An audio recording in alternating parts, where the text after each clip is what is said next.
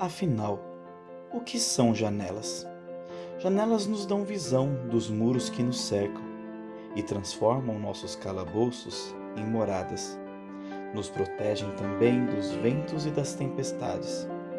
Janelas nos dão escolhas. Se liberdade, elas se abrem. Se segurança, se fecham.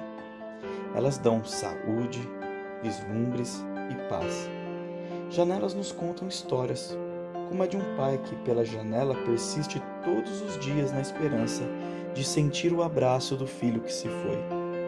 O Ministério Janelas deseja ajudar da melhor maneira que pais, mães, irmãos, filhos e amigos saiam de suas janelas para abraçar nossos pródigos que voltarão. Ah, voltarão. Ministério Janelas, mantendo a esperança no retorno do Filho.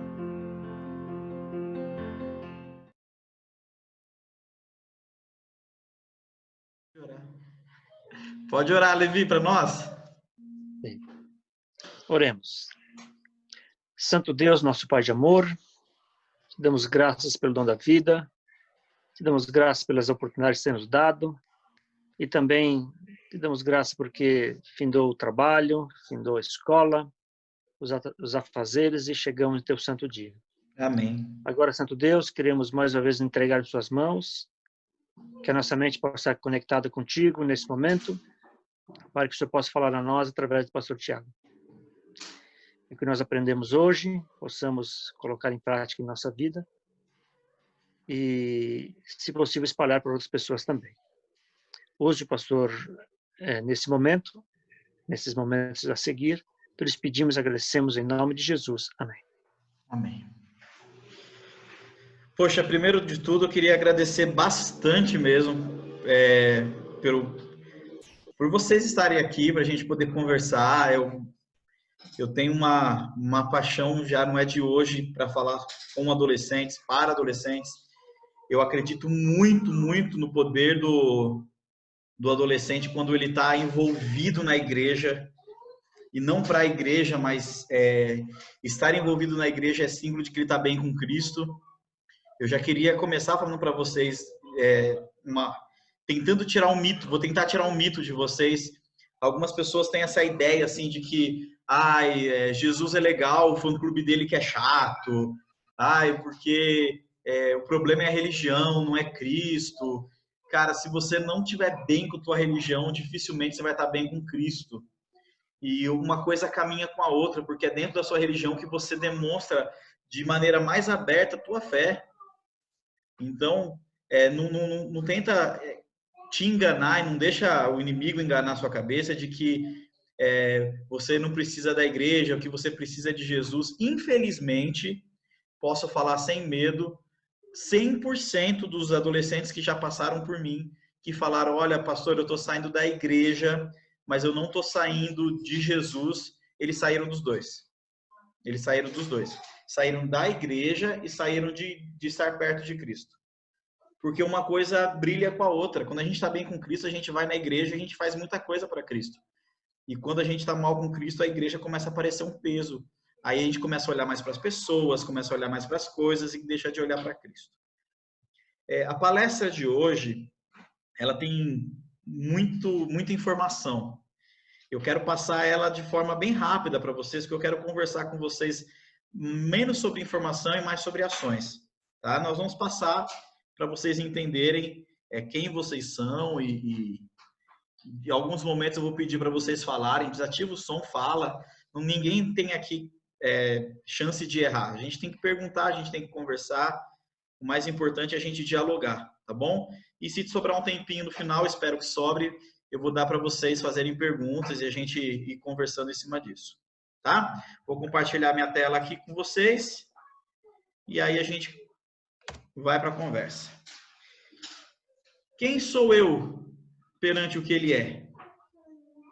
E essa pergunta, quem sou eu, ela é muito importante. Ela é, na verdade, a pergunta chave dentro da mente de um adolescente. Tá? O adolescente que não entende quem Cristo é, dificilmente ele vai entender quem ele é. E provavelmente todo adolescente um dia pelo menos vai se perguntar quem sou eu. definir quem ele é, de que forma, como que eu posso ilustrar isso para você? O adolescente, ele é como se fosse alguém que está olhando para um espelho e o espelho ainda está no final do banho, sabe? Quando fica meio embaçado assim. Você tem ideia de quem é que está olhando, mas você ainda não vê claramente quem você é. E não se assusta com isso, não acha que você tem que saber disso agora. Lembre-se que a adolescência tem a ver com isso, com tentar descobrir quem você é, no sentido da sua identidade. E essa identidade, ela pode ser muito mal definida, com ideias erradas de muitas pessoas, ou ela pode ser muito bem definida se ela é definida com Cristo. Porque Cristo é a pessoa que define nossas identidades, que passa para o Espírito Santo quais dons a igreja necessita e faz a gente ser relevante. Tá bom? Eu vou mostrar uma pessoa para vocês, e aí se alguém quiser ligar o som e falar que sabe quem é, a gente vai começar interagindo assim. Quem que é essa pessoa aqui? Alguém sabe? Cara chato pra caramba, cara. Puxa vida, nem fala. Mimizeiro, mas tudo bem, vamos lá. Alguém sabe quem é?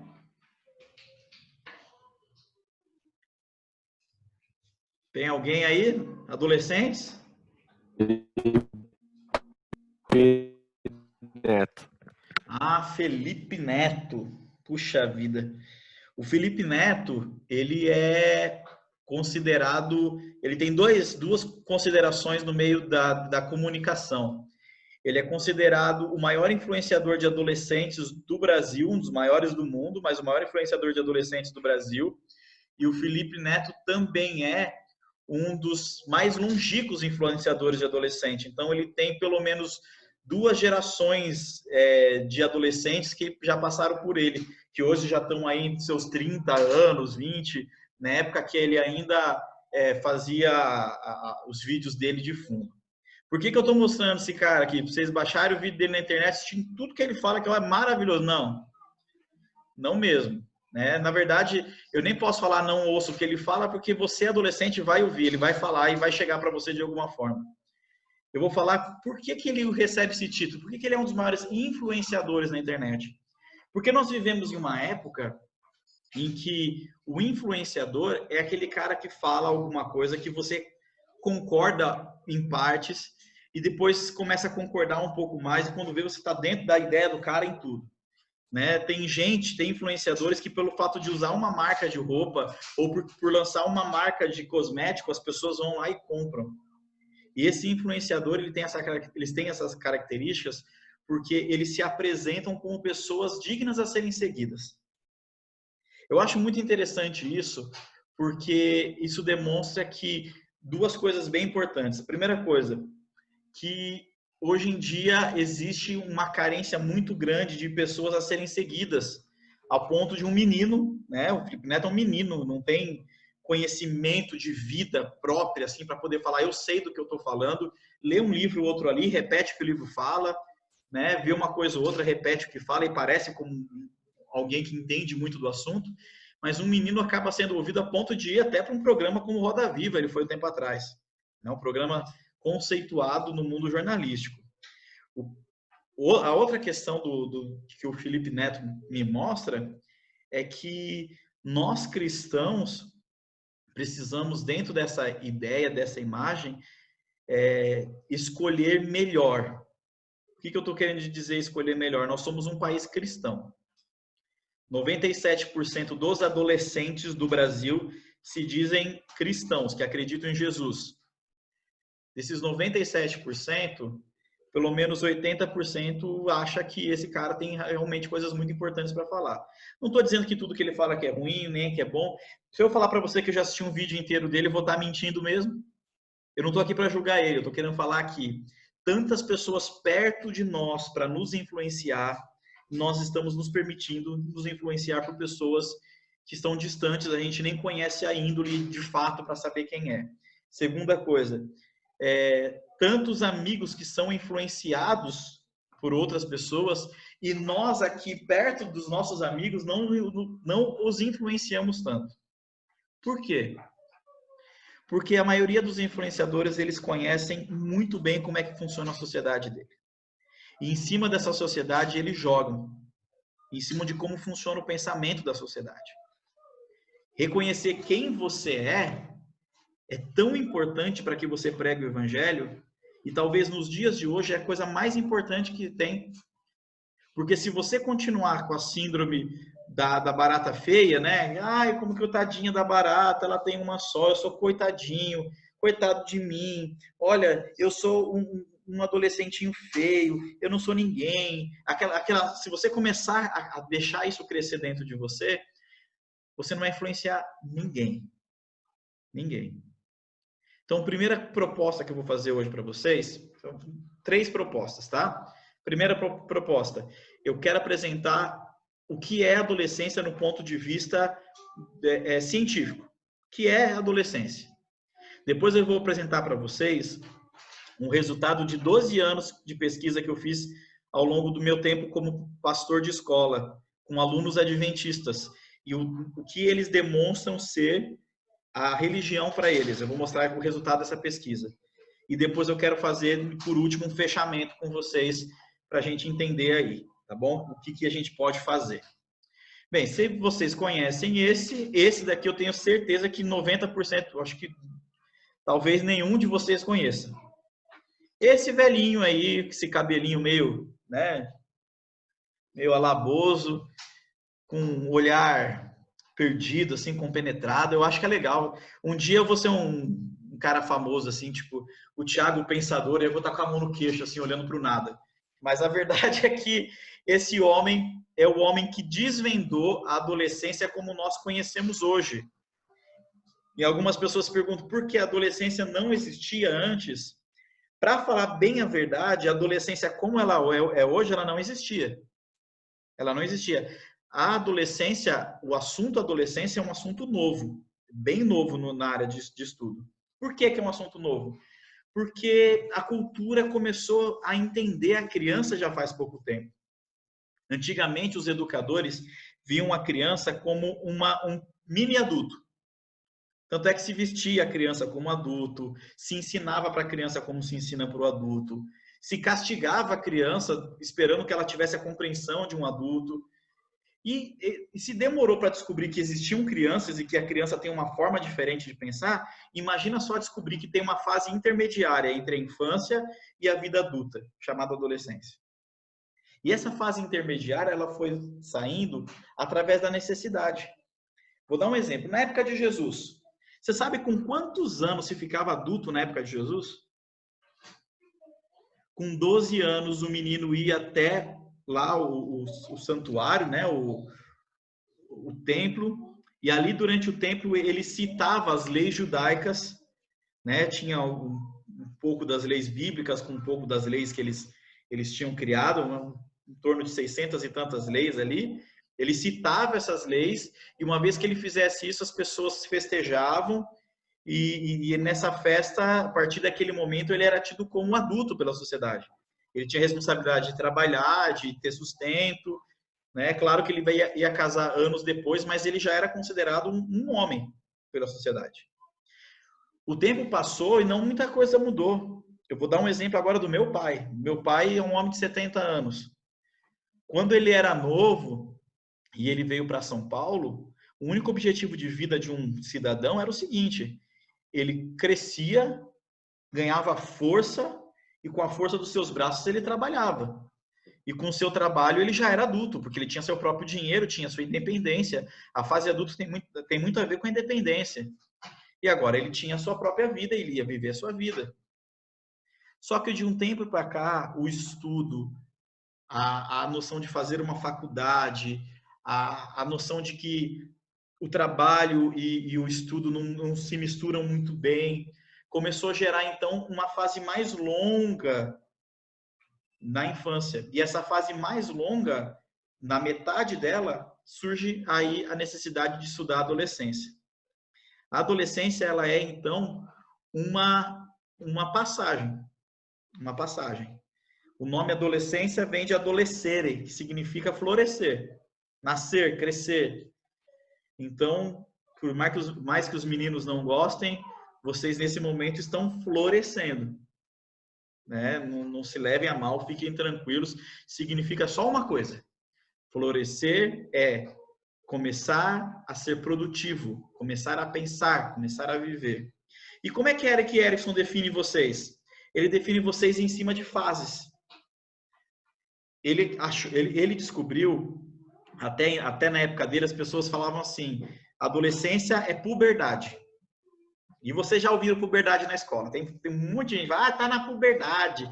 Começa a nascer pelo no braço, o braço do adolescente começa a crescer. Só que as pessoas começam a falar da parte física. A mudança física, ok, ela acontece, e provavelmente você já leu um monte de coisa sobre isso. E aqui? E as mudanças da nossa mente, do nosso relacionamento? O Erik Erikson ele descobre que as pessoas, elas são psicossociais. Elas mudam o seu pensamento conforme o relacionamento que ela tem. E olha que ele começa a descobrir.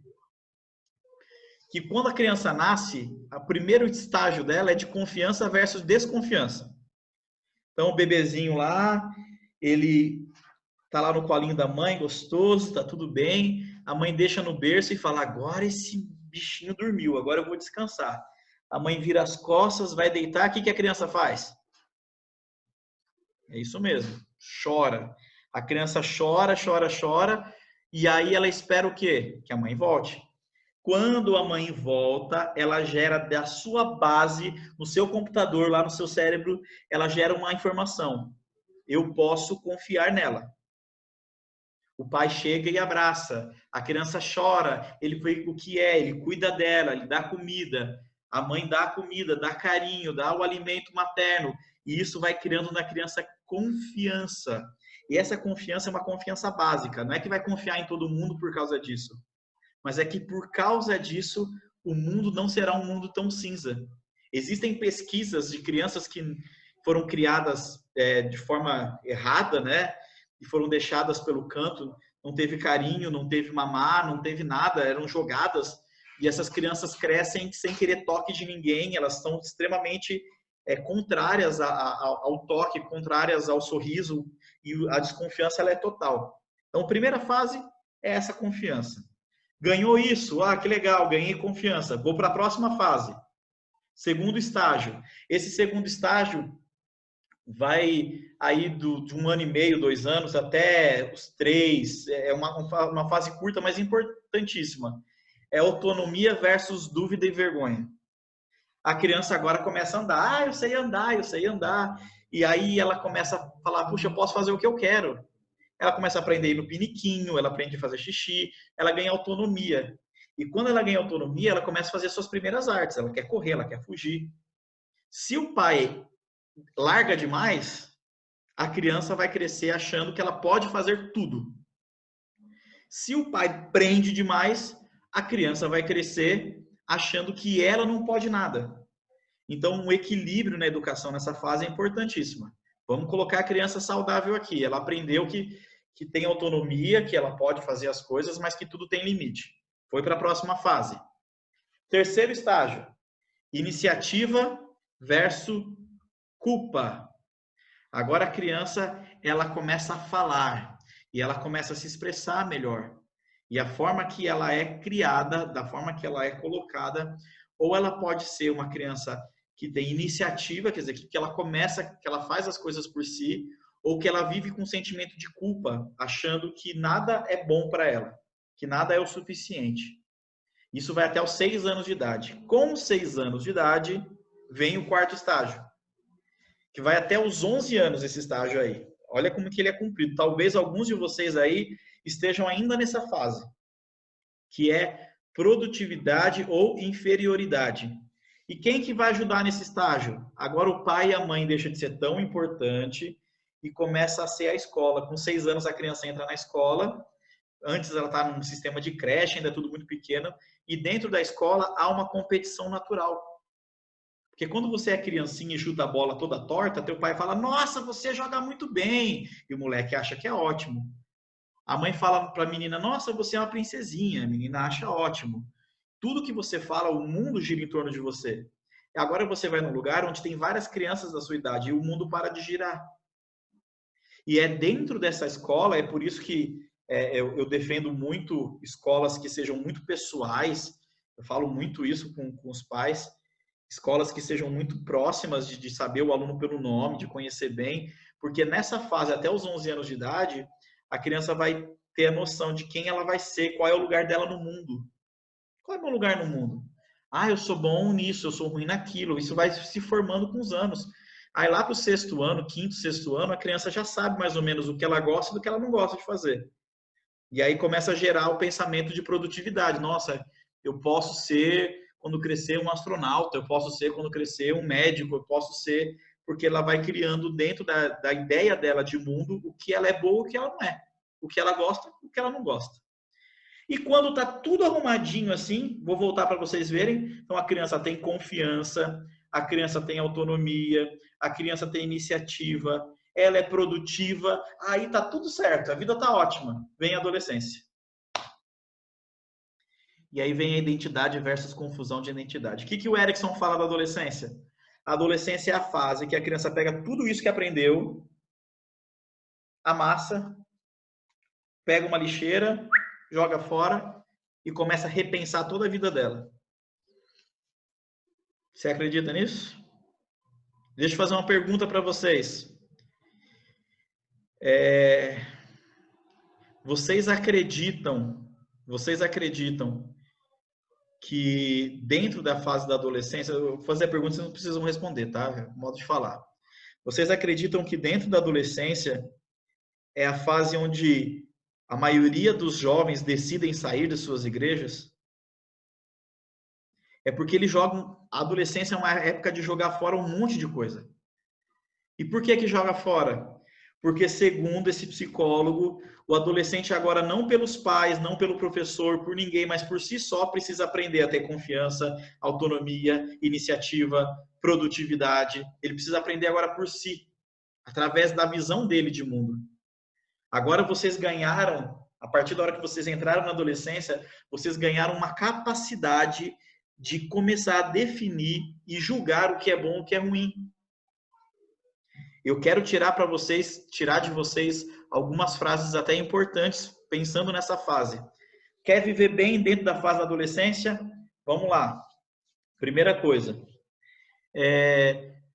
Você já deve ter visto isso em, sei lá, gibi, algum colega deve ter falado isso para você, novela, espero que ninguém assista a Malhação, mas na Malhação fala direto. Deixa eu ver o que mais. Esses seriados que tem de adolescente por aí, todo mundo usa uma frase. A frase é a seguinte: a pessoa está com muita dúvida, porque a adolescência é cheia de dúvidas, isso é normal, é uma confusão de identidade muito grande que vem, até você formar quem você é.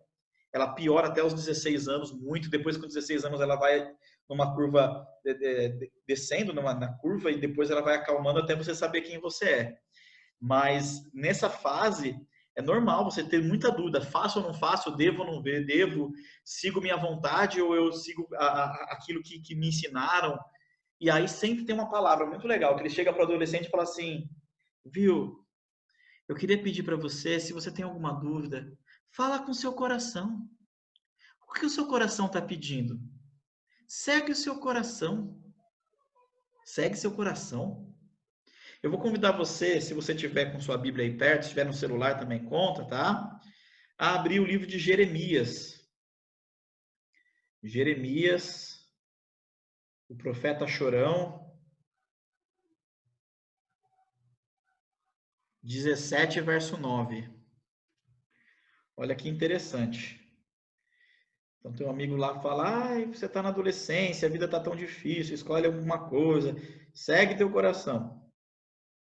Jeremias 17, verso 9. Olha o que diz: enganoso é o coração, mais do que todas as coisas, e desesperadamente corrupto. Quem poderá entendê-lo? Enganoso é o coração, quer dizer, não existe nada no mundo mais enganoso do que o seu coração, porque ele te engana constantemente. Isso tem a ver com a nossa natureza pecadora. Então, ou nós vamos nos tornar adolescentes que vai conforme o nosso coração manda, e o nosso coração vai nos mandar sempre para lugares terríveis, ou nós vamos tentar formar nossa identidade dentro de uma razão maior. E o que dificulta dentro dessa época? Dificulta entender que quem está perto de nós, quem está em volta da gente, quer contribuir com isso. Eu lembro que algumas coisas que minha mãe falava quando eu era adolescente, eu lembro bem claro isso daí, apesar de fazer algum tempo já que eu não sou mais adolescente, não entrava na cabeça, parecia ser... Ela falava isso porque ela não tinha noção da vida que é hoje, né? Ela não tinha noção do mundo de hoje, ela falava com os olhos olhando para o passado. E não era. Era um grupo de pessoas tentando formar a minha identidade. E de que forma o Erickson fala que vocês formam a identidade? Vamos voltar aqui então para uma fotinha. O Erickson fala que nessa identidade, o adolescente ele tenta buscar tudo que é real, que é verdadeiro. Quer dizer, não precisa ser bom, só precisa ser verdadeiro. Né? Vamos supor, se o Felipe Neto falar uma coisa ruim, mas ele está falando a verdade, chama atenção. E fala que o adolescente tenta buscar tudo que não for falso, né? Tudo que for muito verdadeiro, para poder chamar de líder. A sociedade de hoje chama de influenciador. Mas é essa necessidade de líder que faz o adolescente querer buscar, de maneira muito rápida, pessoas a quem admirar. Aí tem fã-clube de não sei quem, não sei o que lá. Eu já nem sei mais quem são as bandinhas de sucesso, quem é que está fazendo sucesso. Eu parei de acompanhar, eu tentava acompanhar antigamente para saber, hoje eu já nem quero mais saber. Eu já não estou mais com idade para ouvir algumas músicas, são muito ruins, gente. Mas, nossa, tem grupo aí que se fala mal do artista, parece que tá falando mal de Deus, sabe? Uma coisa assim horrível. Por quê? Porque existe uma necessidade dentro do coração muito grande de ter um líder para dizer, ó, vai por aqui, vai por ali. Eu sou vice-diretor de colégio, né? Se vocês são todos de Tatuí aí, são do colégio adventista, vocês têm um vice-diretor aí. Eu até conheço o Alessandro é meu amigo. Não sei se é ele ainda também, faz tempo que eu não pergunto isso. Mas o vice-diretor... Já mudou. Já mudou? Não, mas ele mais não. Já mudei. Já mudou. Então tá bom. Mas tem vice-diretor ainda, né? O vice-diretor ele tem uma função muito clara.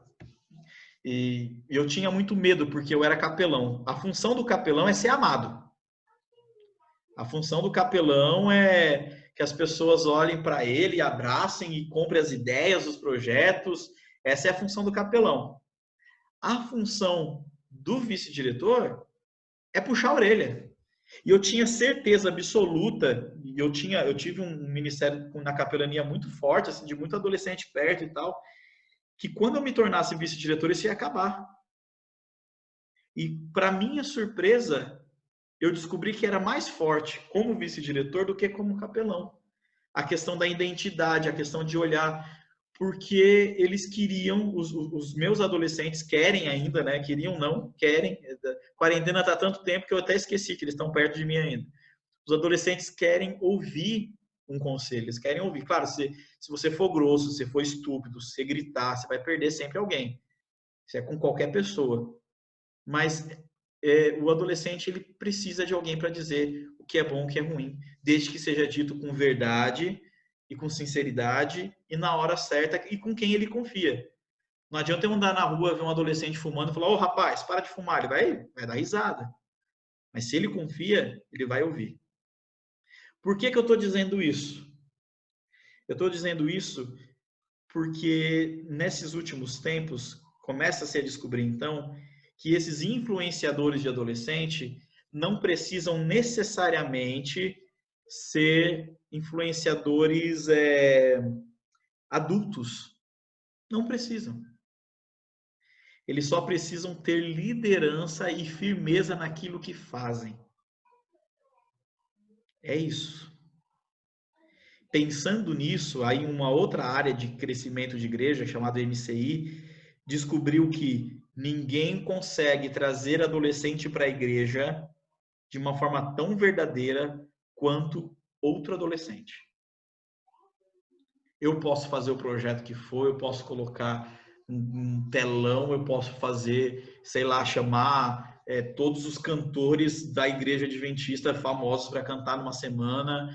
Eu posso até sentar junto com os adolescentes, conviver com eles, eu nunca vou ter o poder de influência que vocês têm.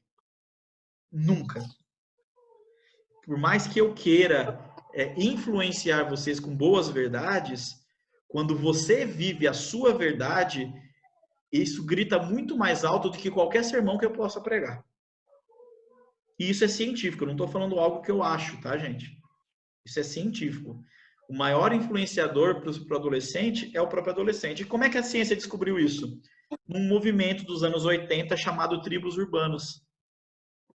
Eles começaram a descobrir que os adolescentes se juntavam em grupos estéticos, né? Então tinham lá os góticos, os emos, tinha o sertanejo, tinha vários grupinhos, e esses grupos se influenciavam, eram todos adolescentes.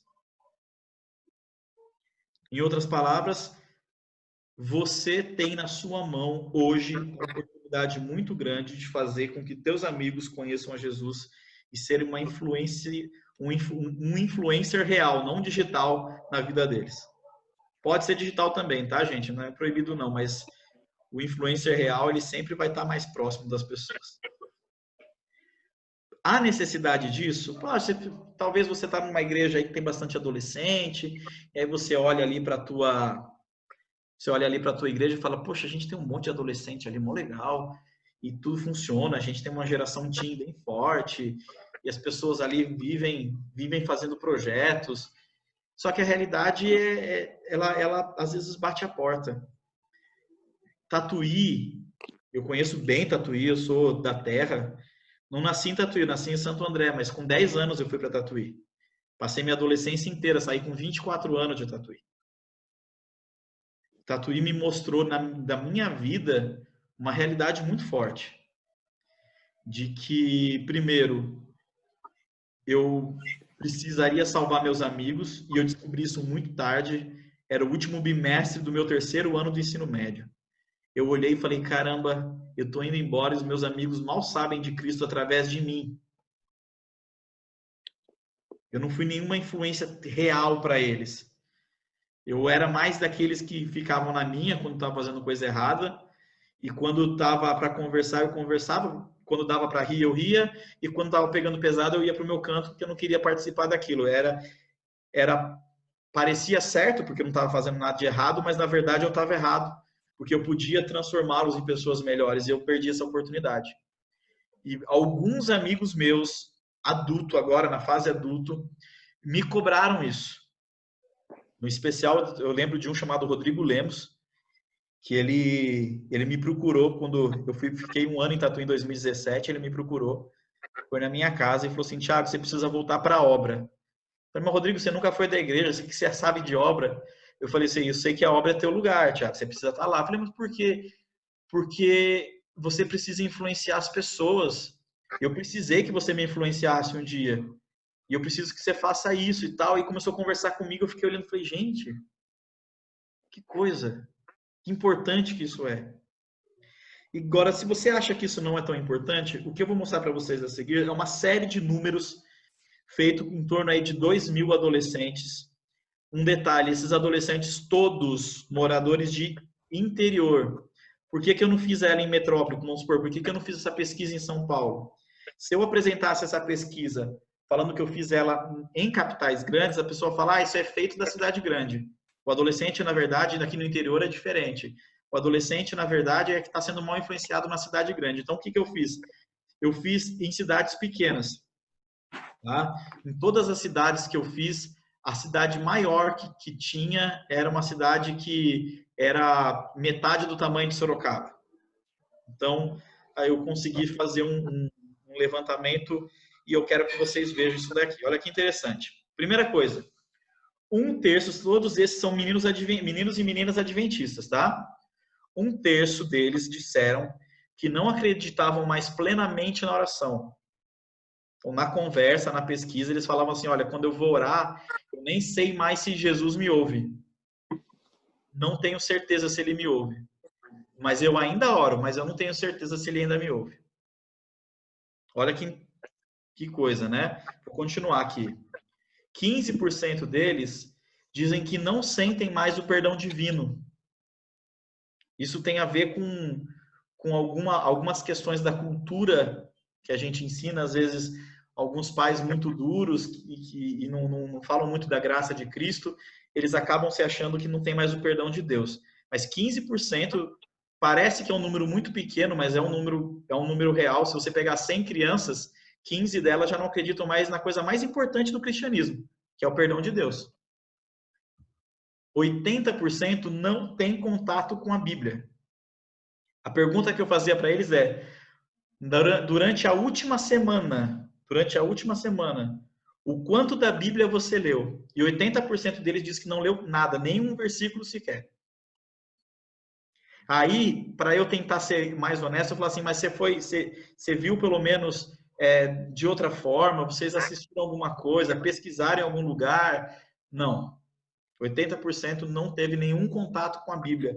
Quer dizer que esses 80% de adventistas não estudaram a lição, não leram nenhum espírito de profecia, não fizeram culto familiar, não tiveram contato nenhum com a Bíblia. 80%. Vamos lá. Metade deles não teriam coragem de convidar seu amigo para a igreja. E é interessante porque eu tinha costume de sempre estar trabalhando com adolescente, e quando eu falava na igreja, olha, vamos chamar seus amigos para a semana que vem, todo mundo fazia a cara de, oba, vamos chamar. Mas quando chegava no dia, não tinha mais do mesmo. E eu ficava me perguntando por quê, e aí comecei a entender, depois das pesquisas, que metade deles não teriam vontade de convidar o amigo para a sua igreja. Talvez por causa dessas ideias de que a igreja não é um lugar legal, o importante é cristianismo. Talvez porque o próprio adolescente já não está feliz com a sua igreja. Existem muitas razões, mas a verdade é essa: 50% não convidaria alguém para a sua igreja. 40% dizem que quando estão com um problema, prefere bater de frente, gritar e partir para a trocação do que resolver isso de forma pacífica. Isso demonstra para o pesquisador o quanto o cristianismo atingiu de fato o coração desse adolescente. 40% deles, em outras palavras, não foram atingidos pelo cristianismo. Porque o cristianismo não é uma religião de confronto, de guerra, de trocação. O cristianismo é uma religião de paz, de amor. Então, se você prefere resolver as coisas assim, significa que ainda o cristianismo não chegou de fato. Metade também diz que não se importam com as pessoas. Mas de que forma que eles falaram? Eu perguntei: você se importa com as pessoas? E o adolescente falou: não me importo. Claro que não, ninguém vai responder isso. Eu perguntei para eles se eles eram duas perguntas, né? Se eles tinham convivência com pessoas que passavam necessidade, se eles viam, se eles frequentemente olhavam, e todos responderam sim. E aí eu perguntei para eles se eles faziam alguma coisa para ajudar essas pessoas com necessidade. E a metade deles disse que não, simplesmente não faziam.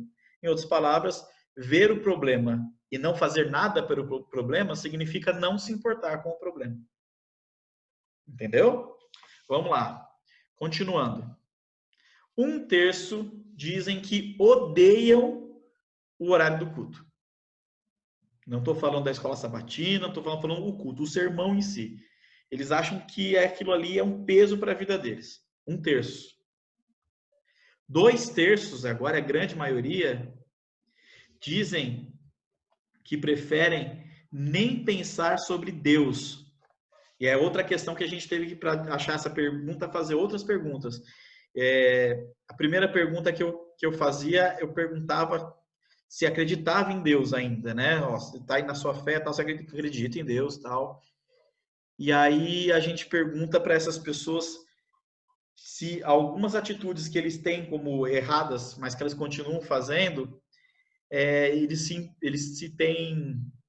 se eles tinham senso de culpa, alguma coisa, né? E eles falam: eu prefiro nem pensar o que Deus está pensando sobre isso e continuar fazendo. Então, isso deu um número de 2/3, quer dizer, a grande maioria preferem continuar fazendo o que é errado, desde coisas pequenas, assim, né? Tipo, brigar com a mãe, discutir com o pai. Preferem continuar nesse caminho do que pensar o que Deus pensa sobre você. E, gente, o cristianismo, ele é basicamente isso. É você tentar refletir a Cristo pensando a todo tempo o que Cristo faria em meu lugar. Se você prefere nem pensar sobre isso, provavelmente o cristianismo já está muito longe de você. Olha outro número aqui. 2/3, eu estou falando de alunos adventistas, já usaram ou ainda usam algum tipo de droga. Eu lembro que num desses alunos que eu pesquisei, ele tinha um vício por cigarro enorme, ele era adventista há muitos anos. Ele não era um adventista de berço, e aí eu graças a Deus, consegui ajudar ele a se libertar do vício e tudo mais. Mas a verdade é essa. Usaram. Quer dizer, eu já bebi. Eu estava numa festa do amigo meu, bebi. Eu estava num lugar, fumei. Então, já usaram, tá? Não era todos viciados, mas pelo menos em algum dia da vida já usaram. Isso demonstra pouca constância no cristianismo. Quer dizer, o cristianismo não é uma linha reta. A pessoa está lá, eu vou, eu não vou, fico ou não fico. Fico com medo do que os meus amigos vão pensar, então prefiro fazer as coisas erradas. 40% deles dizem que tem o costume de gritar com seus pais. E metade diz que já colou ou cola durante as provas.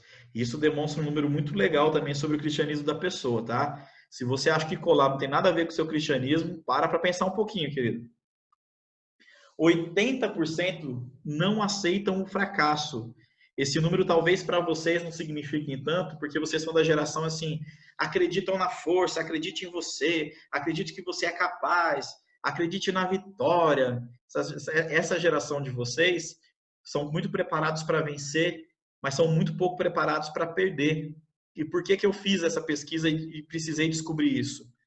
Porque isso explica em partes porque muitos adolescentes ou muitos jovens, depois que se tornam adultos, eles saem da igreja porque um ancião falou uma coisa que não queria ouvir, porque um pastor foi duro demais com ele, ou porque a igreja deixou de fazer o projeto que queria.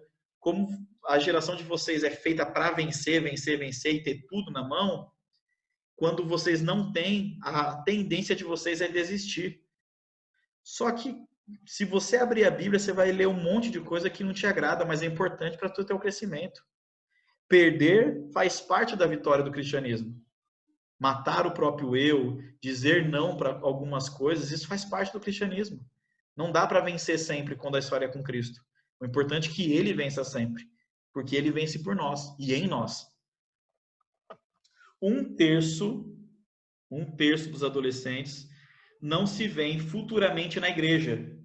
Então, olha, eu não sei se eu consigo imaginar daqui 10 anos eu na igreja. 1/3. Opa! Metade dos adolescentes dizem que não acreditam nos líderes da sua igreja. Quer dizer, não teriam coragem de contar, de se abrir, de dizer um problema, de confiar alguma coisa, de ter amizade até. Metade não acreditam mesmo nos líderes da sua igreja. E 2/3 não acreditam, para mim até mais pesado isso, em amizade na igreja. Eles preferem amigos que não são da igreja, porque eles dizem que podem contar mais coisas e se sentem melhor para contar as coisas que fazem do que os amigos da igreja. Talvez por um senso de julgamento que o cristão tem, e às vezes passa do limite da forma que a gente conversa com as pessoas, né? 40% dizem estar tristes dentro da sua igreja. Eu não me sinto feliz, não é o momento mais feliz da minha vida. É quando eu estou na igreja. E 70% deles dizem que querem sair da igreja um dia. Ou querem sair agora, ou já pensaram em sair, né? Esse número, na verdade, ele é bem abrangedor. Mas ou já pensaram em sair, ou tem vontade de um dia sair da igreja. 40% nunca fizeram um ano bíblico, mas nunca fizeram de começar, nunca começaram. Vou tentar ler a Bíblia esse ano. Nunca. 40% deles nunca tocaram na Bíblia para falar assim, esse ano eu vou tentar ler a Bíblia inteira. 80% falam que são inativos na igreja, não fazem nada, não colaboram em nada dentro da sua igreja. 2/3 deles dizem que não imaginam os projetos da sua igreja. Eu perguntava assim, quais são os projetos da igreja para você esse ano? 2/3 nem imaginam, nem faziam ideia do que era. 40% dizem que não ligam mais para a orientação de vestuário que a igreja dá. Então, a igreja tem uma orientação, que é uma orientação inspirada, uma orientação que vem de Deus, e falar, não estou nem aí, eu vou vestir o que eu quero, eu vou estar do jeito que eu quero. 80% dizem que ouvem músicas seculares. E é outra questão que eu uso aí como termômetro, né? Se 80% não lê a Bíblia, 80% ouve música secular. Claro que não são os mesmos, mas o número é o mesmo. Às vezes a gente gasta mais tempo ouvindo o que não presta do que lendo aquilo que pode mudar a nossa vida, né? É interessante isso. 80% nunca deu um estudo bíblico, nunca sentou com um amigo para falar, olha, eu vou te mostrar o que é a verdade. 80%. Nós estamos terminando já os números, tá? Depois a gente vai conversar, gente. 2/3 desconhecem quais são as doutrinas da igreja. E na pergunta não falava assim, me diga as 28 crenças fundamentais da igreja adventista. Eu não falava isso. Eu falava assim, você sabe no que sua igreja acredita? Que a igreja adventista acredita? E eles falavam, não sei.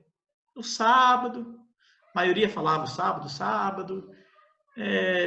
sei lá, Ellen White, e aí ficavam mastigando dentro disso. Quer dizer, não conhece a doutrina da igreja. Boa parte deles eram adventistas há muito tempo, né? Metade deles acham que eles são um peso morto. O que é esse um peso morto? Eles afirmavam na conversa de que se eles estivessem na igreja ou não tivessem, ninguém nem se importaria.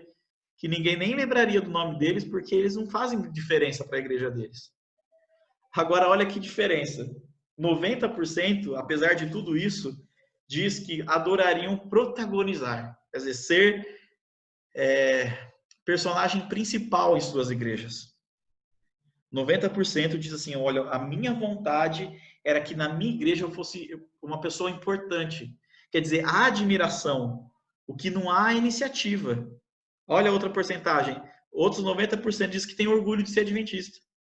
Tá triste, não lê a Bíblia, mas o nome adventista, a imagem de ser adventista, para ele tá ok, tá bonito, tem orgulho ainda de ser adventista. 80%, apesar de não ter coragem de chamar o amigo para a igreja, ele queria ver o amigo na igreja. E eu vou terminar com isso daqui. Isso, para mim, demonstra uma coisa. Você já viu um meme que é assim? A adolescência é bem isso. É uma explosão de sentimento. Uma explosão muito grande. É muito sentimento aflorado. E não tem meio termo, parece, para o adolescente, né? Você sabe. Você às vezes está 8, tem dia que você está 80. Sabe? Tem dia que você está sem energia nenhuma e de repente você vira um 220. E essa explosão de sentimentos faz com que essas ideias da igreja ainda sejam muito contraditórias. Eu não chamaria meu amigo para a igreja, mas eu adoraria que ele estivesse na igreja.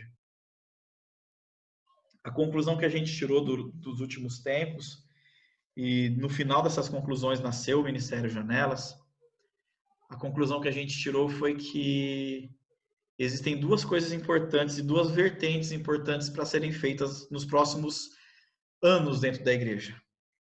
A primeira vertente é que nós líderes, aí entra a Neila, entra a Levi, eu não sei se tem mais algum professor aí, alguém que mexe com adolescente aí ouvindo, mas que nós líderes precisamos nos preocupar muito com a nossa imagem perante os adolescentes, com a nossa índole e com a nossa verdade, porque o adolescente ele busca pessoas verdadeiras, não só pessoas boas, mas eles procuram pessoas verdadeiras. Isso é importantíssimo para nós, mas essa é uma conversa que eu falaria só para líderes. Eu vou enfatizar a segunda coisa que nós descobrimos, é que se eu tenho dentro dessa equipe, vou dar um nome, vou inventar, tem um nome certinho, mas eu vou dar outro nome para isso. Aqui é o efeito coronavírus. Você sabe como é que funciona o coronavírus, né? Progressão do coronavírus. Você está aqui, eu estou com coronavírus. Você está andando na rua, não estou de máscara, estou passeando, estou vivendo. No final do dia, você já infectou mais 3 pessoas. Se essas 3 pessoas continuarem na rua, elas vão infectando mais 3. Então, esse número vai fazendo um boom. O que foi descoberto nessas pesquisas, e aí depois eu vou mostrar para você uma mais densa e bem melhor do que a minha, que foi feita, o que foi descoberto dentro dessas pesquisas é que o adolescente que tem uma visão de cristianismo bem definida e que ele consegue viver seu cristianismo e ser verdadeiro também, e ser real, mas também não ser o que não conversa com ninguém. Tem gente que acha que ser crente é se fechar, não rir de uma piadinha, piada branda, claro, mas não rir de nada, é ser sério, é ser fechado, é não conversar com ninguém, é não ouvir ninguém, não é isso. Mas o adolescente que ele sabe ser cristão e amar o próximo, estar do lado do próximo, ele faz um efeito coronavírus para todo mundo. Essa progressão ela acontece e ela é real. Porque nada mexe mais com o coração de um adolescente do que ver outro adolescente que já se achou. Ele está perdido, ele não sabe quem ele é. De repente vem um adolescente e fala assim, olha, eu também estou nessa fase, mas eu já sei aonde buscar a resposta. Eu busco na palavra, eu busco com a minha família, eu busco com a minha igreja, eu busco dentro de uma classe de escola sabatina, eu busco dentro dessa lição de escola sabatina. Se você fala assim, olha, eu sei onde eu achei, um dos grandes pregadores, né, da igreja, o Dwight Moody, ele falava assim, o cristianismo é um mendigo correndo com pressa, contando para outros mendigos onde ele achou o pão. E o efeito da adolescência é um efeito muito parecido com isso. Porque está todo mundo perdido, você também está perdido. E de repente você chega para alguém e fala assim, gente, eu achei uma direção. Eu estou vivendo nessa direção e eu quero estar nessa direção. Automaticamente vai chamar a atenção de todo mundo que está na sua volta e falar, poxa vida, onde que é essa direção? Para onde você está indo? Eu quero também estar. Como é que você faz isso? Eu vou apresentar para vocês um livro, em inglês ele chama You Lost Me, chama Você Me Perdeu, né? Em português, ele é da Universidade da Família, ele é esse daqui, ó, Geração Perdida. Talvez alguns de vocês já tenham até lido ele. Eu recomendo, tá bom? Recomendo muito. Você acha na internet, vale a pena você ter ele, tá? Você acha mesmo. Se você não quiser pela internet, o Ministério Janelas tem, tá? Você pode falar comigo em off depois. Mas por que eu acho tão importante esse livro aqui? O que eu acho tão legal nele? O David Kinnaman, que ele é diretor hoje de as maiores instituições de pesquisa cristã do mundo, que é o do grupo esqueci o nome do grupo que ele segue. Barna. Isso, Barna, do George Barna. O George Barna era um pesquisador que morreu e deixou um grupo forte, né? E o grupo Barna, ele fez uma pesquisa de 10 anos, mas não fez uma pesquisa só, ele juntou pesquisas. E ele começou a descobrir por que os jovens, ele não trabalha com a idade de adolescente, mas ele trabalha por que os jovens estão saindo tanto da igreja. É muito legal o livro, vale muito a pena. E ali ele mostra números mais fortes, ele divide esses números em visões mais acadêmicas. Isso que eu mostrei para vocês é muito do empírico, é muito daquilo que eu vi no dia a dia e que fui juntando em pastas e em conversas com os alunos, fui juntando para depois fazer. O dele é mais científico e vale muito a pena ler. Além de, pode ser um livro científico, mas ele é muito profundo, né? Ele é muito profundo em todas as suas coisas.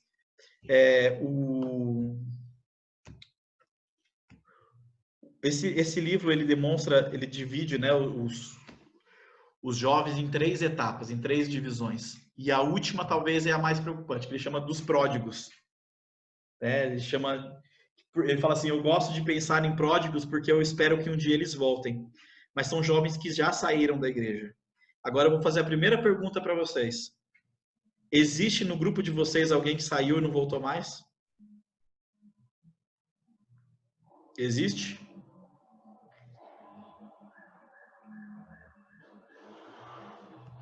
Eu vou terminar até a minha apresentação aqui. Oi, Matheus. Matheus? Eu não consegui ouvir.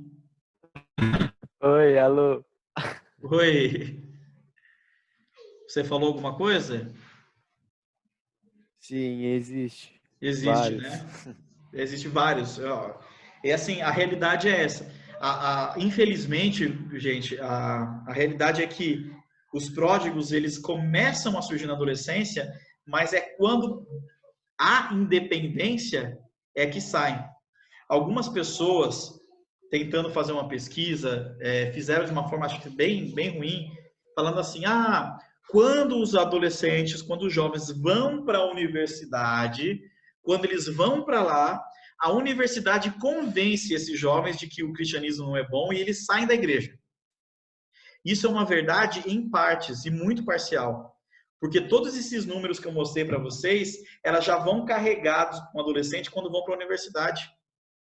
Qual que é a minha maior preocupação como um cristão apaixonado pelo poder da adolescência? É que você vá para a universidade daqui a pouco falando para mim que nunca deu um estudo bíblico.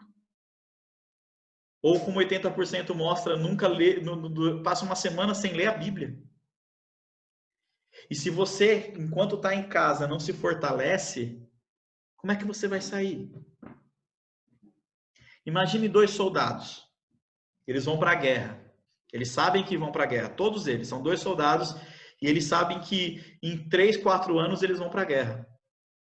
Um se especializa em tudo que é arte que pode se especializar, vai para a academia, começa a fazer treinamento pesado, puxa pneu, crossfit, dá aquelas coisas todas, porque daqui 4 anos ele sabe que ele vai enfrentar a pior fase da vida dele. E o outro resolve falar assim, já que eu posso, já que eu posso me perder na guerra, eu vou curtir esse momento aqui, já que eu vou morrer mesmo.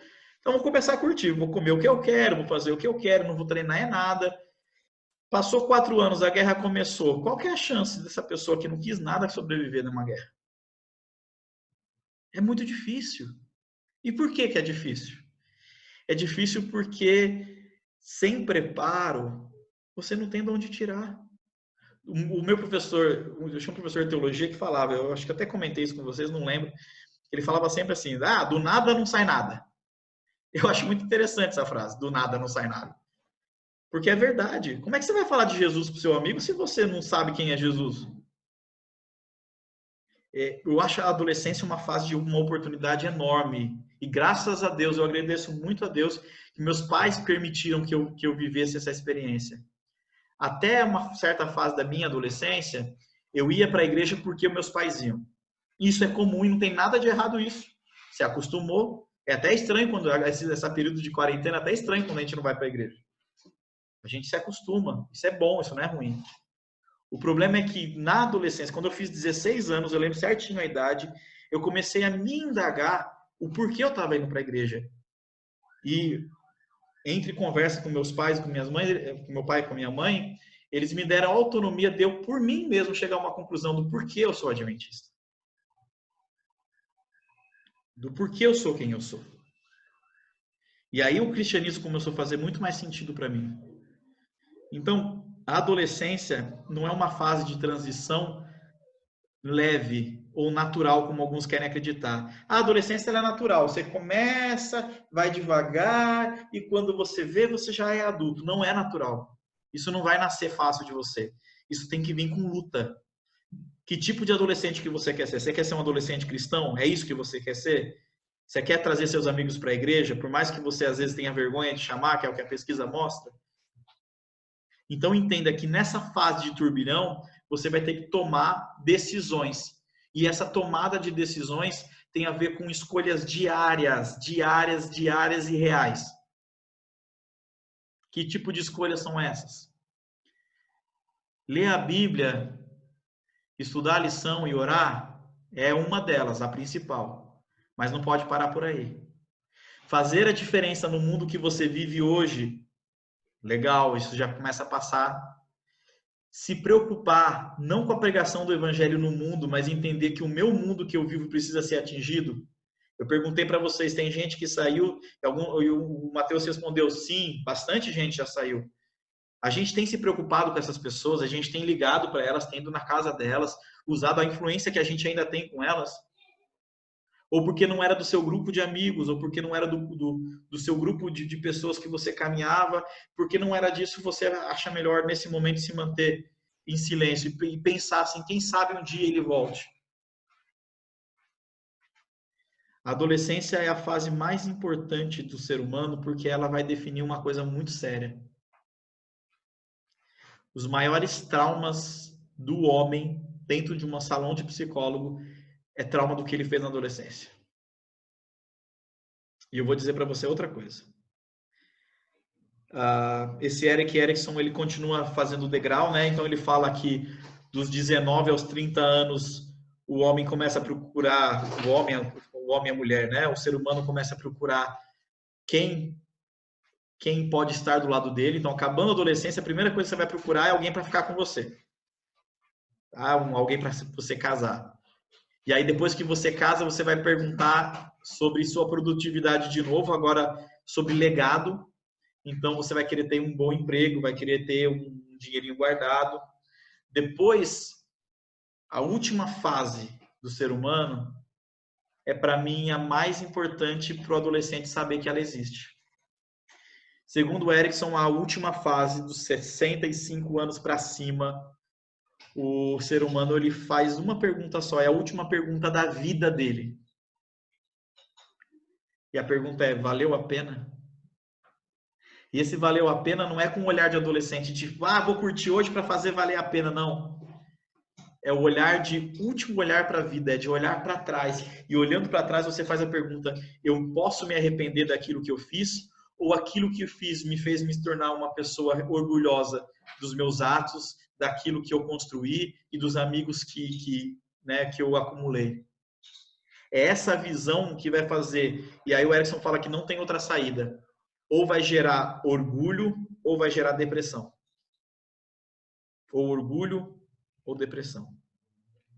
E eu pergunto para vocês, as suas ações hoje, nesse momento, como adolescente, estão fazendo a Kátia, a Daiane, a Isabela, a Stephanie, com 65 anos, olhar para trás e ter orgulho de quem era? A Jennifer vai conseguir, com 70 anos, olhar para trás e falar, puxa vida, eu consegui caminhar e consegui trazer pessoas para Cristo? Eu espero que vocês não cheguem aos 70 anos. Eu quero que vocês sejam a última geração e que vejam Jesus voltar. Mas eu não quero que vocês desperdicem o hoje, pensando também que há futuro sempre para consertar. Eu tenho medo de que alguns erros que a gente acabe tomando na adolescência não haja conserto depois. Talvez um dos maiores erros que eu sei que não tem mais conserto, que eu cometi na minha adolescência, era a chance que eu tinha de trazer alguns amigos meus e de segurar e de fazer com que alguns permanecessem. A chance que eu tive eu não soube usar.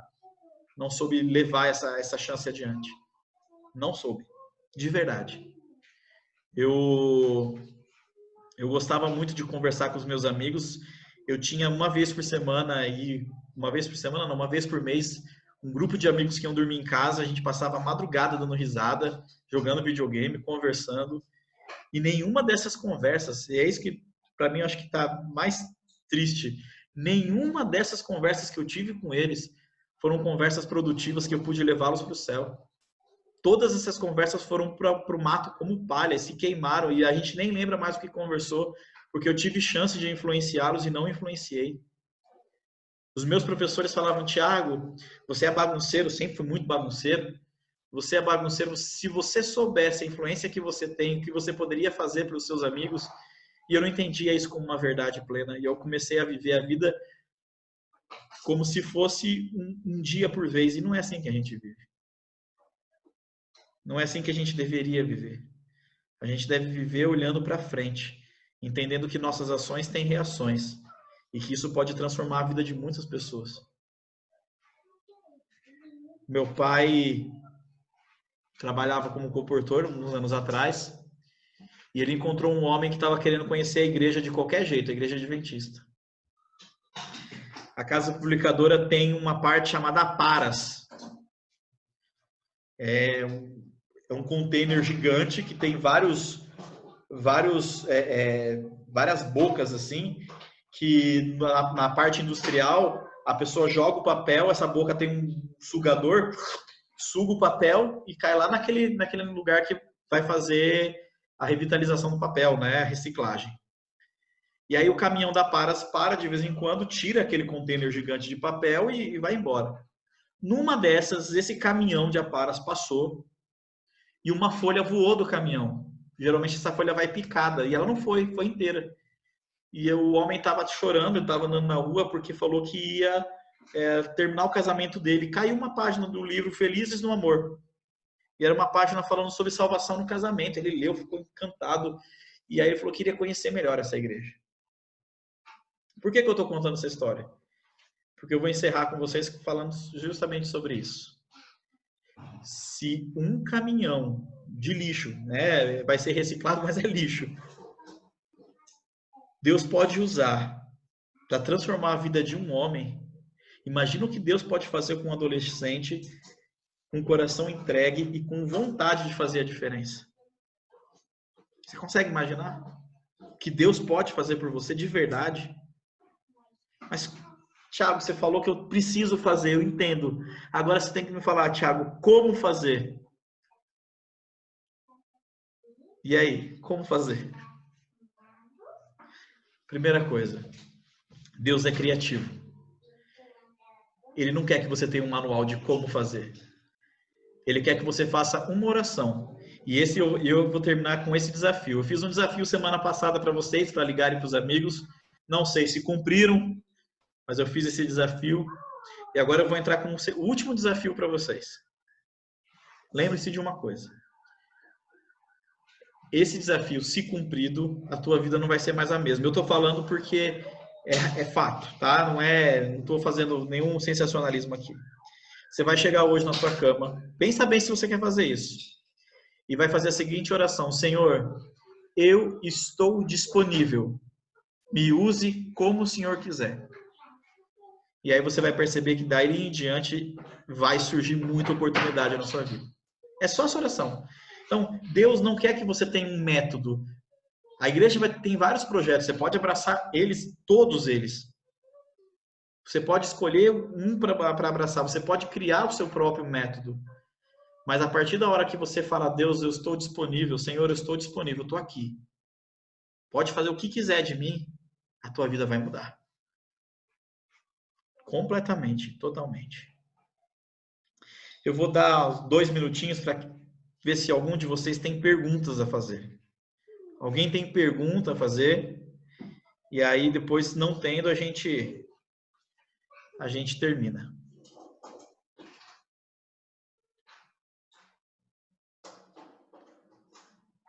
Tá ok. Tiago. Oi, Neila. Não é uma pergunta, é só uma contribuição. Bom, primeiro agradecer, eu creio que assim foi um alívio, eu creio, para os adolescentes ouvirem, né?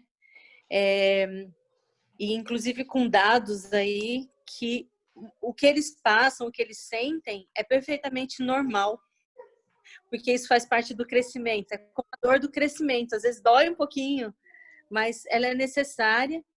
E a gente vê, assim, graças a Deus, hoje as pessoas estão olhando para os adolescentes com o que eles realmente são, o que eles representam, que é um potencial, assim, enorme, né? E quanto é importante essas decisões que são tomadas nessa fase da vida. Quando você mencionou, né?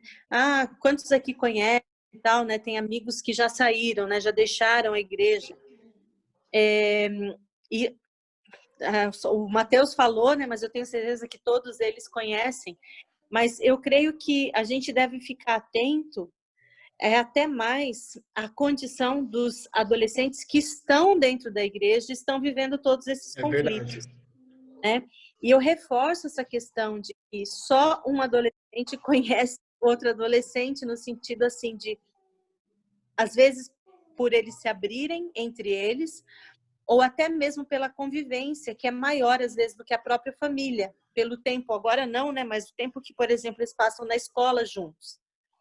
é por meio deles mesmos, entre eles mesmos, que eles sabem e eles percebem o que está acontecendo com outro adolescente, com um amigo, né? Às vezes, mesmo que não tenha assim, muita amizade, proximidade, mas entre eles, eles sabem o que está acontecendo. Não foi uma nem duas vezes que aconteceu, por exemplo, do Gabriel, do Mateus, né, o meu filho, falar assim: mãe, convida fulano para tomar um lanche. Sai e vai tomar um lanche com fulano, com ciclano e tal. Eu acho que ele está precisando, eu acho que ela está precisando. Ou seja, às vezes isso ia passar despercebido por alguém que pode ajudar, que poderia ajudar, né? Então, eu reforço essa questão. Os adolescentes, eles sabem como estão os amigos deles, eles sabem os dilemas que eles estão passando, a situação familiar, eles sabem muito mais do que os próprios pais, né, dos amigos. E quando a gente acha um propósito na vida, quando a gente sabe quem é Deus, o que ele significa, quando a gente valoriza o sacrifício de Jesus, quando a gente tem esperança por algo melhor, quando a gente assim, passa a se importar também com o próximo, com o outro, a nossa vida ganha um sentido. É verdade. Então, eu digo sempre assim que, especialmente por causa da ansiedade que às vezes surge, porque são muitas decisões que começam, né, a precisar ser tomadas nessa fase da vida. Eu acho até que é assim um pouco pesado demais, né? Por exemplo, decidir a respeito de uma profissão, né? Às vezes tão jovens aí, 16, 17 anos, ter que escolher uma faculdade, mas eu gosto disso, gosto daquilo. São decisões muito sérias para a vida. Como a própria escolha também aí, né, do namorado, da namorada. Mas também é um momento extraordinário, porque o que você se determina a fazer nessa fase da vida, e se você se apegar às coisas certas, você vai levar isso para o resto da sua vida, né? Então, eu não sei quantos viram, não sei se você chegou a acompanhar, Thiago, mas essa semana um vocalista de uma banda gospel canadense, o nome dele é John Steingard, da banda Hawk Nelson. Eu não conhecia, Não mas conheço. isso é Aliás, eu não conheço mais banda nenhuma de nada, gente. Tô tão velho. Eu então, mas assim, me chamou a atenção porque foi notícia em todos os jornais. Esses digitais, em todos. Ainda que fosse uma nota pequena, alguns deram um pouco mais de destaque, mas por que chamou tanta atenção? Esse rapaz, ele vem de uma família, né, cristã, o pai é pastor, ele cresceu nesse ambiente. Ele disse assim que a palavra cristão estava associada a tudo que eles faziam. E ele foi vocalista dessa banda por muitos anos. Ele estava já nessa banda há mais de 20 anos. E o que aconteceu? Por que foi assim, chamou tanta atenção da mídia? Porque ele deu uma declaração bombástica essa semana. Ele disse que aproveitou esse período da pausa, né? Que a banda não estava se apresentando por causa da pandemia e tal. E ele, então, pôs no Instagram dele uma declaração, primeiro deixando a banda e declarando que ele não acreditava mais em Deus. Então, isso foi uma explosão, assim, né? Foi uma coisa bombástica. E me chamou a atenção, eu fui depois procurar um pouco mais de informação, porque ele disse que não teve resposta para algumas perguntas. E algumas perguntas que são muito simples, né? Olha só o que chamou a atenção dele. Se Deus é todo amor e todo poderoso, por que há tanta maldade no mundo? Nossa. Ele não pode falar nada sobre isso? Ele escolhe não dizer? A maldade no mundo é um resultado do seu desejo de nos dar liberdade? Se Deus é amor, por que ele manda as pessoas para o inferno? Ou seja, mesmo vindo de uma família cristã, ele foi, ao longo de todos esses anos, permitindo que essas dúvidas elas fossem entrando na mente dele e ele não buscou as respostas. Neila, eu acho que ele não lia mais a Bíblia. Não, ele disse, era cristão, mas não lia a Bíblia. Não, ele lia. O problema é quando você lê a Bíblia procurando colocar a sua mentalidade ou a sua realidade, fazer com que ela se encaixe na Bíblia. E não a Bíblia se aplicar à sua realidade. É o contrário. Porque A Bíblia é como um instrumento, você tem ali um instrumento. Mas se você não estiver realmente aberto, com o coração aberto, para que ela fale a você como sendo a palavra de Deus, a vontade de Deus para você, ela pode não surtir efeito. Você, quando vai à Bíblia, você tem que ir como? Com o coração aberto e com humildade, submissão para absorver aquilo que Deus está te apresentando como algo bom para você. Uma outra coisa, Neila, a gente não pode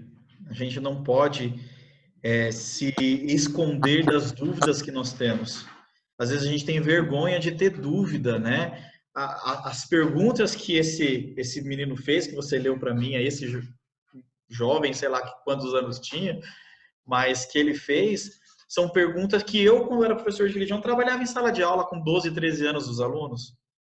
Significa que ele teve essa pergunta por muito tempo e é na adolescência que nascem as grandes perguntas, e talvez ele deixou para lá de perguntar por medo da resposta que alguém podia dar, né? Ou por medo que alguém não soubesse responder. É claro que algumas afirmações dele influenciam também numa teologia muito fraca, né? Uma teologia calvinista que acredita numa predestinação de Deus, uma teologia que indica a existência de um inferno, um lugar onde a pessoa fica queimando eternamente. Isso também, a falsa teologia, ou entender errado a Bíblia, leva a gente a perder a fé também, né? Também a perder a fé. Isso é triste. Isso, assim, é só para reforçar, né?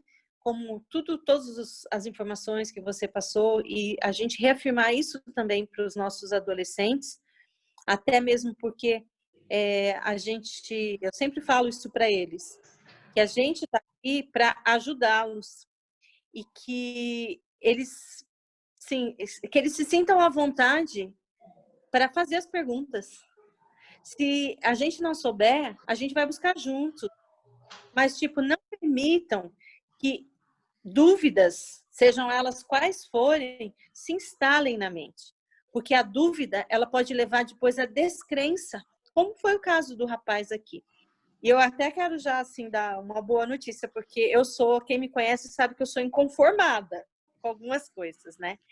E para mim assim estava tão claro, né? As respostas a essas perguntas são tão claras, porque a gente tem essa noção, a Bíblia dá assim o quadro desse grande conflito, explica tudo, né?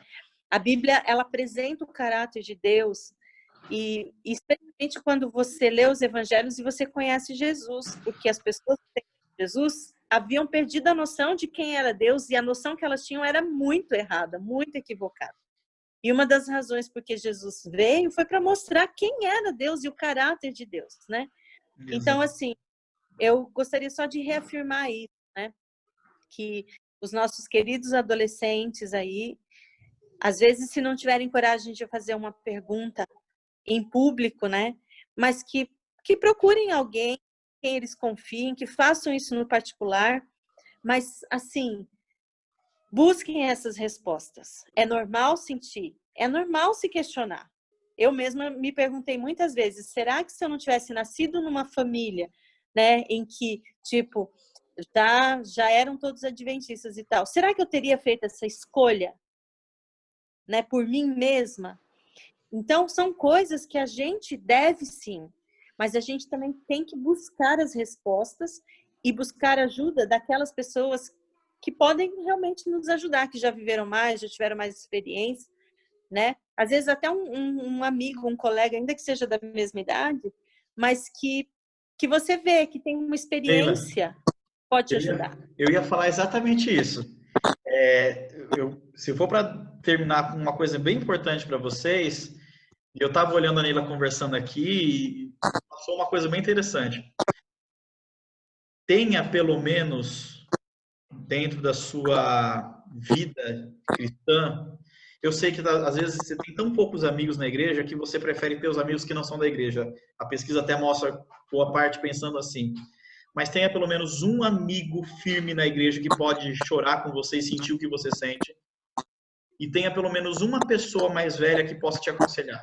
Escolhe, pode ser seu pai, pode ser sua mãe, pode ser um líder da igreja, pode ser vários, mas pelo menos um que possa te aconselhar.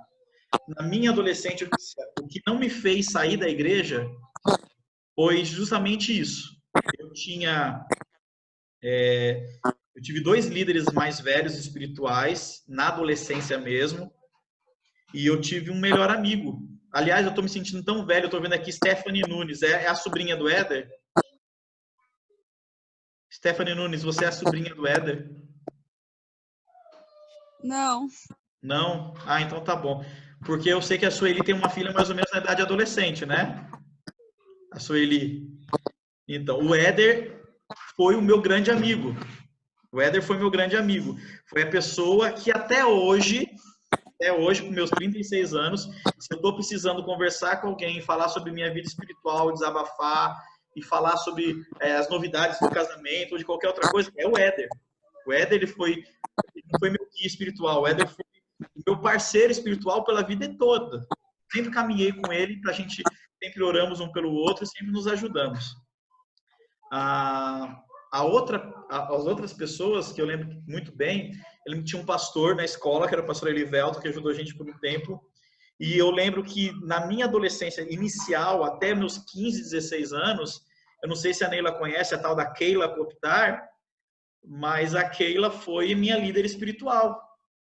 Ela tinha 2 aulas de português na primeira aula. A primeira aula, ela não dava português. Ela falava de Cristo pra gente. E aquilo fez toda a diferença, e não tem uma vez que a gente se una em classe e que eu não ouça isso. Então escolha alguém para ser seu líder espiritual. Aliás, a família da Neila tem disso com a minha, né? O meu pai disse que aprendeu a ser missionário com o pai dela. Então, a gente aprende assim.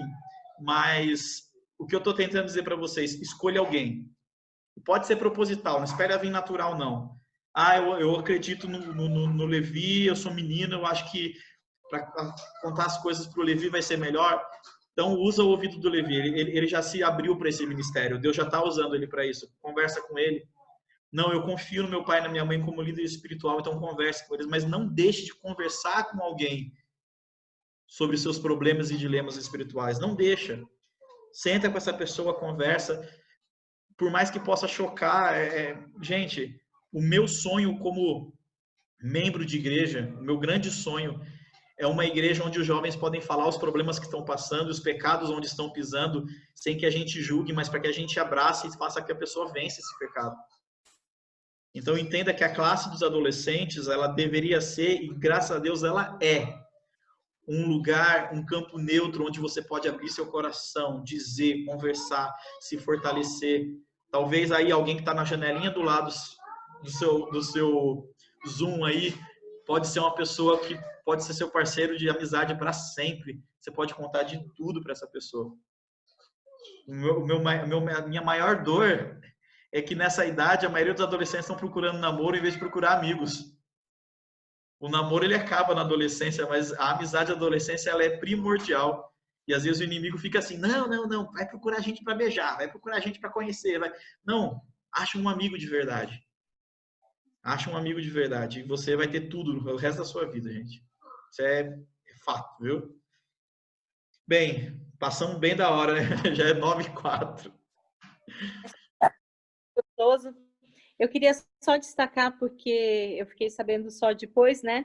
Mas a gente tem hoje no grupo 2 pessoas que estão nos visitando, né? Vamos dizer assim.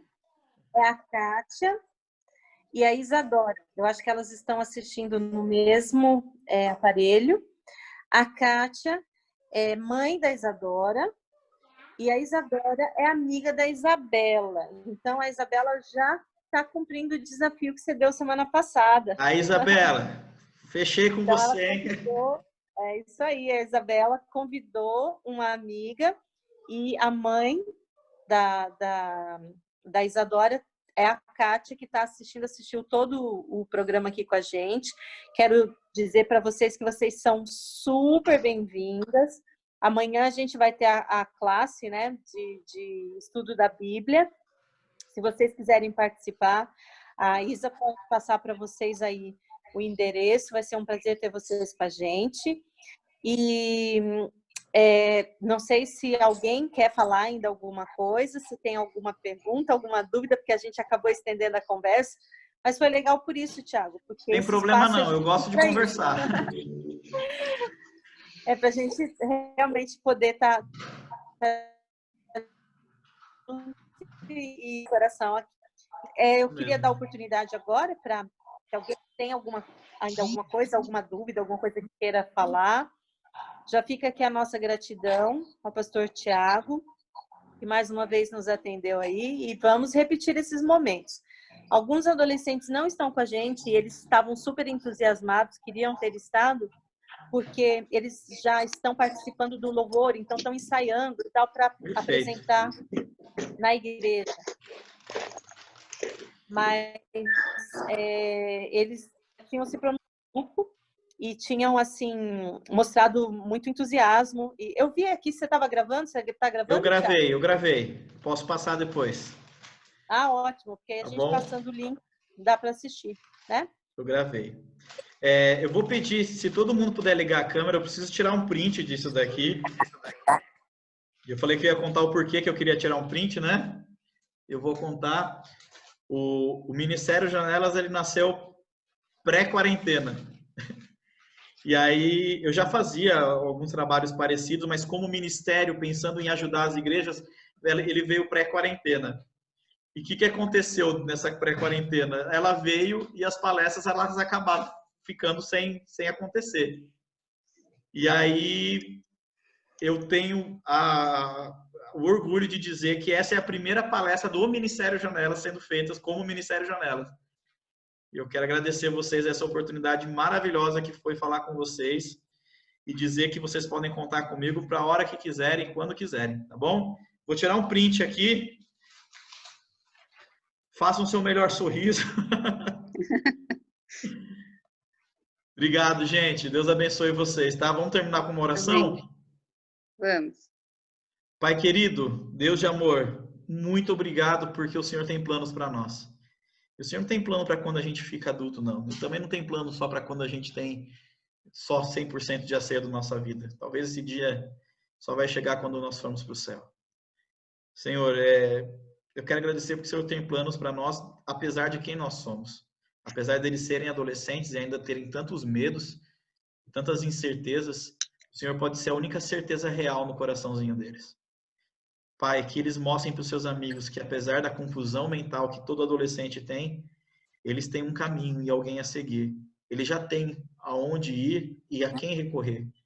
E que os amigos vendo isso possam conhecer a Cristo, como nós te conhecemos e te amamos, Pai.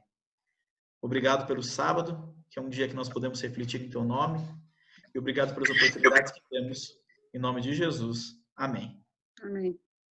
Obrigado, pessoal. Deus abençoe todos vocês. Olha aí a Kátia, agora nós conhecemos. Boa noite. Ai, Kátia. Prazer, viu? Oi, turma. Prazer. Quero dizer que a Isabela com a Daiane somos pessoas muito especiais para nós aqui. Que bom. Você é muito querida, viu, Kátia? Morrendo de saudade. De vocês duas. Nós também. Amém. Rapaz, mas esse Matheus Caneda é bonitão, hein? Fecha aí, fecha a janela aí, Matheus. Ele é filho da Daiane. Filho da Da Daiane? Daiane. A Isabela e o Matheus. Mas eu acho Daiane. que isso daí é problema de Matheus. Problema não, né? Eu acho que é característica de Matheus ser assim, bonitão. Eu sou bem suspeita falar bem do seu Matheus, né? Porque para mim é como se fosse sobrinho, né? Cresceu na sua casa, né? Cresceu com a gente. É forte. Oi? O nepotismo é forte aqui. É isso aí. O importante Gente, um abraço para vocês, tá? Fiquem com Deus. Abraço, valeu, Thiago. Muito obrigada. Não. A gente vai marcar outras vezes, hein? Pode marcar, estamos aqui. Abraço. Beleza. Tchau, tchau, gente. Boa noite. Tchau.